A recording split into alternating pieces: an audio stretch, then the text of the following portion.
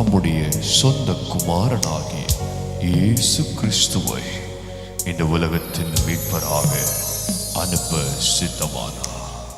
இஸ்ரவேல் தேசத்தில் நாசரேத் ஊரில் கன்னி மரியாளுக்கும் யோசேப்புக்கும் திருமணம் நிச்சயிக்கப்பட்டது. ஒரு நாள் இரவு மரியாள் நித்திரை செய்து கொண்டிருக்கையில் தேவதூதன் சொப்பனத்தில் தோன்றி, கிருபை பெற்றவளே வாழ்க, கர்த்தர் உன்னுடனே இருக்கிறார், ஸ்திரீகளுக்குள்ளே நீ ஆசீர்வதிக்கப்பட்டவள். மரியாளே பயப்படாதே, நீ தேவனிடத்தில் கிருபை பெற்றாய். இதோ நீ கர்ப்பவதியாகி ஒரு குமாரனை பெறுவாய், அவருக்கு இயேசு என்று பெயரிடுவாயாக. அவர் பெரியவராயிருப்பார், உன்னதமானவரின் குமாரன் எனப்படுவார். கர்த்தராகிய தேவன் அவருடைய பிதாவாகிய தாவீதின் சிங்காசனத்தை அவருக்கு கொடுப்பார். அவர் யாக்கோபின் குடும்பத்தாரை என்றென்றைக்கும் அரசாளுவார், அவருடைய ராஜ்யத்துக்கு முடிவிராது. இது எப்படி ஆகும்? நான் புருஷனை அறியேனே. பரிசுத்த ஆவி உன்மேல் வரும், உன்னதமானவரின் பலன் உன்மேல் நிழலிடும். ஆதலால் உன்னிடத்திலிருந்து பிறக்கும் பரிசுத்தமுள்ளது தேவனுடைய குமாரன் எனப்படும். இதோ நான் ஆண்டவருக்கு அடிமை, உம்முடைய வார்த்தையின்படி எனக்கு ஆக கடவுது. தனக்கு நியமிக்கப்பட்ட மரியாள் கர்ப்பவதியாய் இருப்பதை யோசேப்பு அறிந்தான். ஆனால் யோசேப்பு நீதிமானாய் இருந்து அவளை அவமானப்படுத்த மனதில்லாமல் இரகசியமாய் அவளை தள்ளிவிட யோசனையாய் இருந்தான். அன்று இரவு தேவதூதன் யோசேப்புக்கு சொப்பனத்தில் தோன்றி, தாவீதின் குமாரனாகிய யோசேப்பே, உன் மனைவியாகிய மரியாளை சேர்த்துக்கொள்ள ஐயப்படாதே. அவளிடத்தில் உற்பத்தியாயிருக்கிறது பரிசுத்த ஆவியினால் உண்டானது. அவள் ஒரு குமாரனை பெறுவாள், அவருக்கு இயேசு என்று பெயரிடுவாயாக. ஏனெனில் அவர் தமது ஜனங்களின் பாவங்களை நீக்கி அவர்களை இரட்சிப்பார்.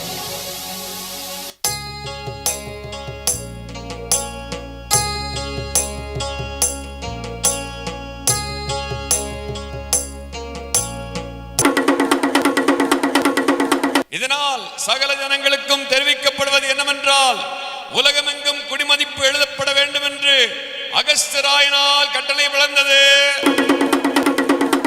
எனவே அவரவர் தங்கள் தங்கள் ஊருக்கு சென்று குடிமதிப்பு எழுதும்படி கேட்டுக்கொள்ளப்படுகிறது.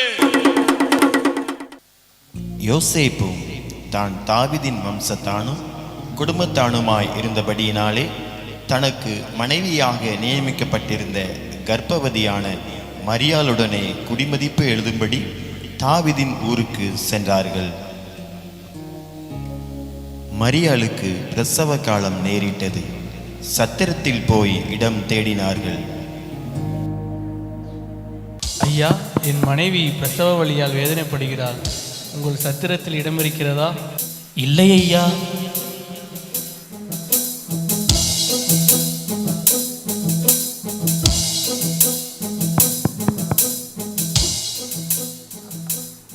ஐயா, என் மனைவிக்கு பிரசவ காலம் நேரிட்டது, உங்கள் சத்திரத்தில் இடம் இருக்கிறதா? இடம் காலியாக இல்லையே. சத்திரத்தில் இடம் இல்லாததினால் அங்கிருந்த மாட்டு தொழுவத்திற்கு சென்றார்கள். அவள் தன் முதற் பேரான குமாரனை பெற்றெடுத்தாள்.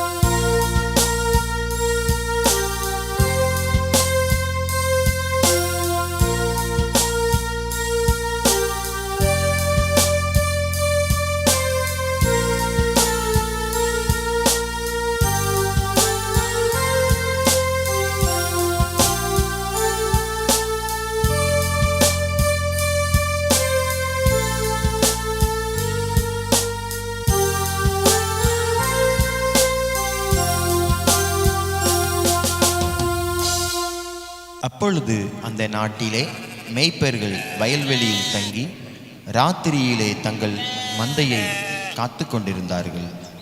அவ்வேளையிலே கர்த்தருடைய தூதன் அவர்களை நோக்கி, பயப்படாதிருங்கள், இதோ எல்லா ஜனத்திற்கும் மிகுந்த சந்தோஷத்தை உண்டாக்கும் நற்செய்தியை உங்களுக்கு அறிவிக்கிறேன். இன்று கர்த்தராய கிறிஸ்து என்னும் இரட்சகர் உங்களுக்கு தாவீதின் ஊரிலே பிறந்திருக்கிறார். பிள்ளையை துணிகளில் சுற்றி முன்னணியிலே கிடைத்திருக்க காண்பீர்கள். இதுவே உங்களுக்கு அடையாளம். நாம் பெத்லகேம் ஊருக்கு போய் கர்த்தரால் நமக்கு அறிவிக்கப்பட்ட இந்த காரியத்தை பார்ப்போம் வாருங்கள்.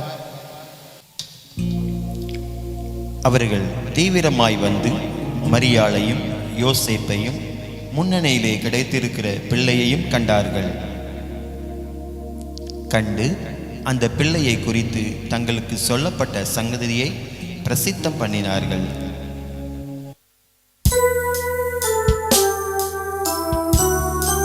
பிள்ளையை காண சாஸ்திரிகள் செல்கிறார்கள்.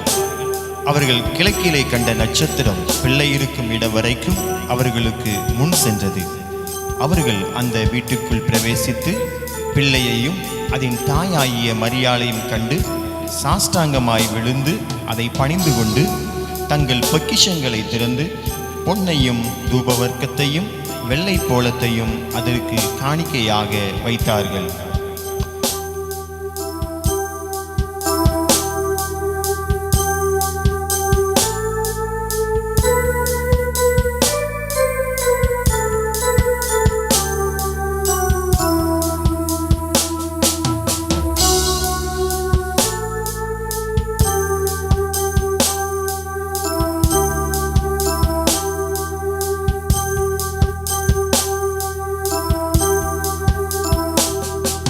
இவ்விதமாக தேவன் தம்முடைய ஒரே பேரான குமாரனை விசுவாசிக்கிறவன் எவனோ அவன் கெட்டு போகாமல் நித்திய ஜீவனை அடையும்படிக்கு அவரை தந்தருளி இவ்வளவாய் உலகத்தில் அன்பு கூர்ந்தார். அருமை தேவனுடைய பிள்ளைகளே, இந்த அருமையான காட்சியை கண்டு இன்புறுவது மாத்திரமல்ல, உங்கள் வாழ்க்கையை மாற்ற வந்த கர்த்தராகிய இயேசு கிறிஸ்துவுக்கு உங்கள் வாழ்க்கையை அர்ப்பணியுங்கள். அவரே உங்கள் வாழ்க்கையை ஆசீர்வதித்து நித்திய ஜீவனை உங்களுக்கு அருளிச் செய்வார். கர்த்தர் தாமே உங்களை ஆசீர்வதிப்பாராக. ஆமென்.